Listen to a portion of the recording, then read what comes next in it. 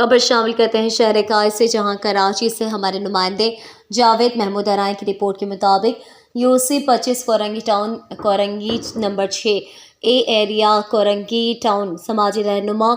عطاء الرحمان صاحب کے تعاون سے قومی شجرکاری مہم کے سلسلے میں متحدہ قومی موومنٹ پاکستان کے رہنما حق پرست رکن قومی اسمبلی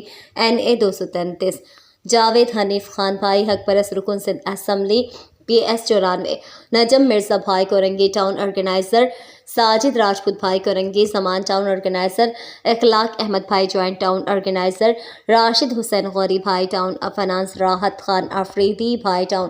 شعبہ اطلاعات، فراز مغل بھائی ٹاؤن ممبر زمان ٹاؤن، یوسف پپو بھائی کوآرڈینیٹر NA 233 وسیم الدین میو بھائی کے ہمراہ گرین کراچی شجرکاری مہم کے سلسلے میں آج کورنگی ڈگری کالج کے